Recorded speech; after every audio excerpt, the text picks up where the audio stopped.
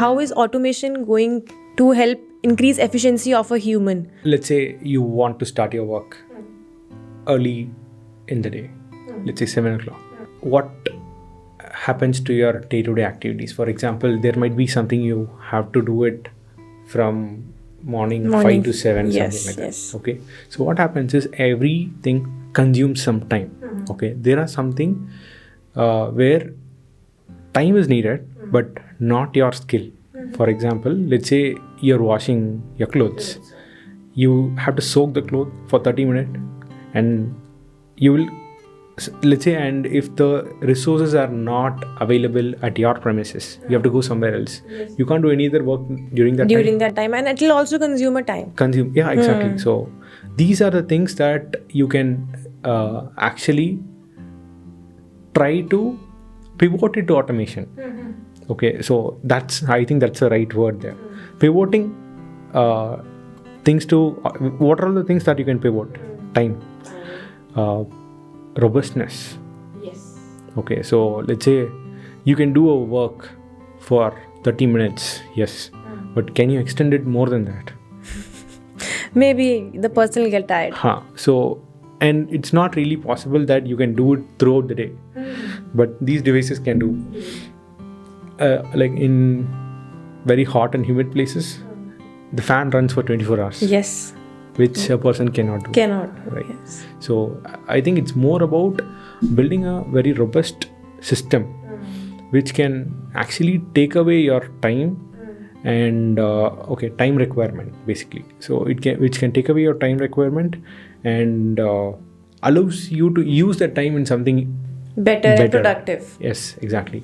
So right from the start of the day, automation is everywhere. Yes. Okay. Even though people say like it is still a materialistic world. It's not an automated world, but there is very small piece of automation's contribution in each and everything. Yes, definitely. So you put your phone to charge. Yes.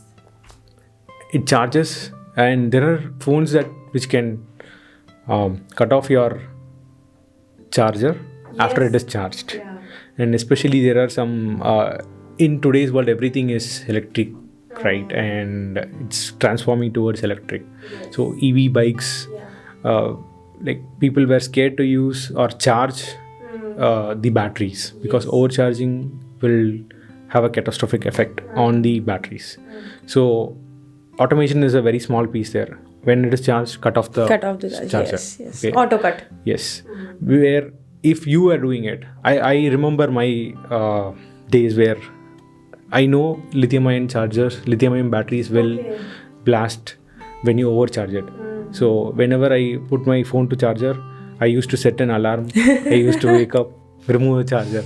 So such a tedious task it is. Exactly. So I was doing one more piece of work there. You have to keep in mind that my phone is charging. Exactly. So that was there. Like, why should you even do that? Like, this is where like very small things will actually add value, and automation will actually take care. Like, automation is something which is eagerly waiting to serve you on those things. Yes. Okay, even though it can't do the complex things what we talked about, it can actually take away your time requirement, redundant tasks basically.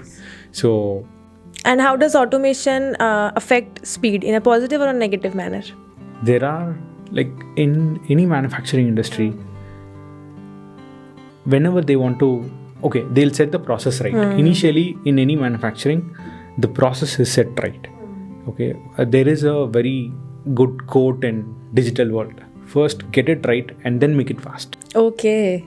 So, transferring a data from one point to another point is first task that they have to do, and then comes the speed. At what speed you're going to do?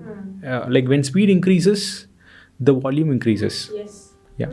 So that's the whole point of speed, and it also comes down to monitoring the quality. Yes. Let's say if you are doing it, for you to monitor things parallel, you have to produce it and then monitor it. Yes. But in today's world, with the tech what we have, we can produce and monitor simultaneously. So there is like feedback you're getting at each and every process, and you can stop a process right there when where it's going wrong. That's feedback mechanism. Yes. So this is one more important thing about automation.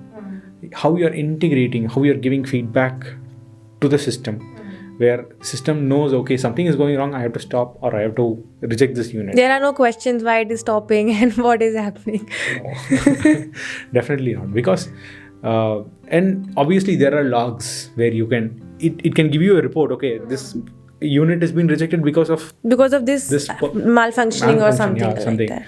So which cannot, where in terms of human error, you cannot imagine what kind of things it was.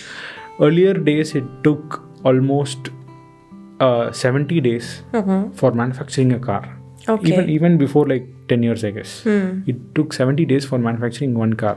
But today, like even in India, we are having factories where you get 100 cars out in a day. Wow. Yeah, that's the manufacturing speed or the volume that we have as of today. So obviously, when you ask about speed, also this is helping in scalability also. Exactly, yes. And the tasks are consistent, so there is no problem in consistency. So all these are parameters of efficiency. Yes. And what about cost savings? Okay, when you do a task repetitive, your cost is cut down by at least half. Okay.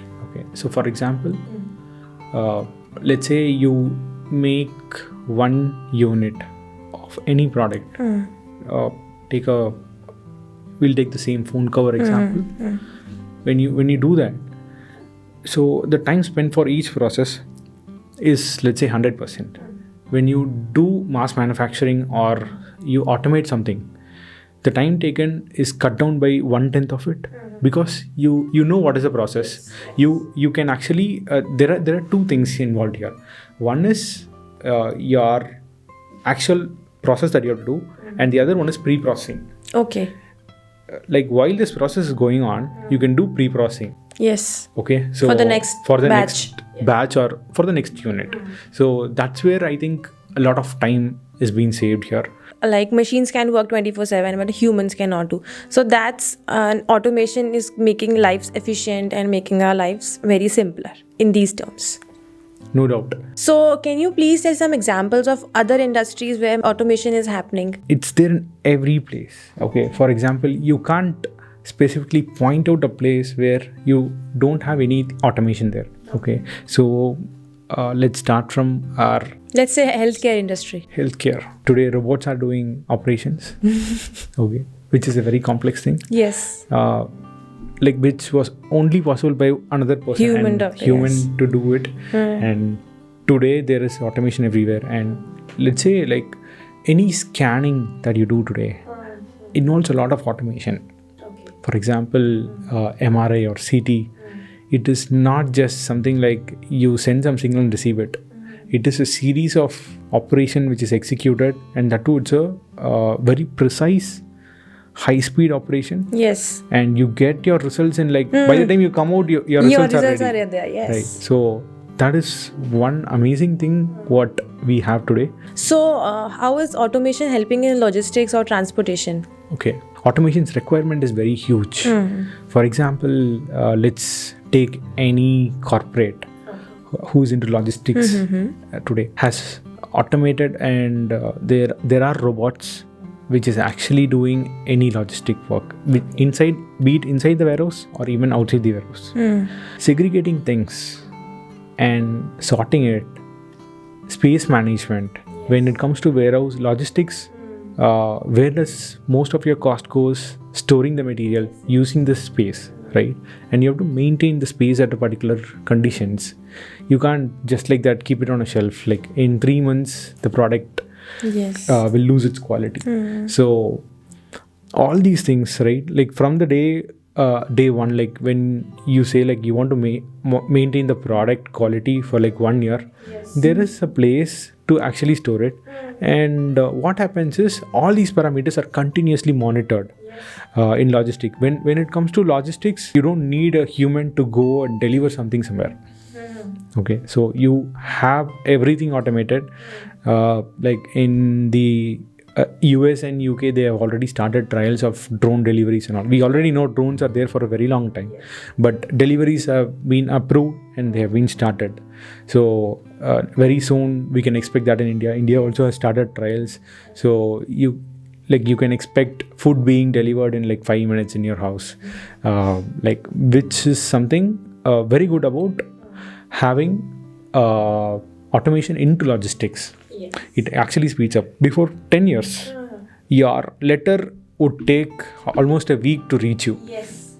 But in today's world, it's not like that. A person Even if would it is reach faster than a letter reaching you. Yeah, exactly. Be it even a materialistic. So today everything is digital. Yes. You can just send a message or you're just going to send a message, right? But apart from the digital world, this even a physical component reaching one place to another place has become very easy. 2,000, 3,000 mile transport in 2 days is possible as of today. Okay, exactly. So we get components from China, let's say from China or US to India within 48 hours. Okay, how can this happen without automation? I'll tell you where are the where is automation playing exact role here? Yes. What is the cycle where automation is? Exactly. So the moment someone places an order, okay, someone wants to place an order. Okay. First, he wants to know what is the stock availability. Yeah. Okay, so the stock availability is actually monitored by an automation system which is inside. Yes. Okay, so first stock is there. So earlier you would have placed an order and they would say it will stock. Analyze that. But now you know that for sure stock is there. First you're placing the order. Okay, from the time the stock is there. So when you place an order, what happens is it sends a message to the transport logistics company, okay, to come and pick up the order. Okay, so the logistic company already have scheduled a particular vehicle to pick up the order and deliver it to the let's say a freight or exactly. So freight delivery spot. From there, it has to come to the customs clearance. So in today's world, government and private organizations are working together. Okay, this was not available some few years ago. So whenever that happens, right, you kind of generate some kind of acknowledgement system to the government saying that you're going to ship this material from here to here. All the processing, let's say if there is any certificates that you have to get for shipping any material, even that is processed. Okay, and when you get the material to the government scanning center, it's been scanned. There is automation. Earlier they used to check the boxes, they used to open the containers, they used to hold it for days together. It was very tedious. Yeah, so in today's world they are just scanning it even without opening the box.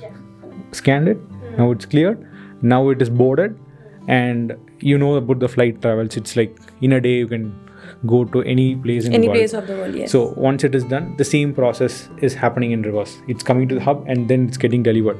So in every place, without automation, this is not possible. So we will need more workforce also to do it. And this becomes again a monotonous work. Yeah. Collecting something, doing something on a repetitive things, right? So this is where every monotonous work is being automated. And that's the only thing that is making your deliveries faster today. And in big corporate online sales platforms, especially in metro cities in India, you get a 2-hour delivery, 3-hour deliveries. Yes, if you're living in Bangalore, there is no problem in that. So how is that even possible? With a normal world where only humans are involved and there is no tech and no machines. Yeah.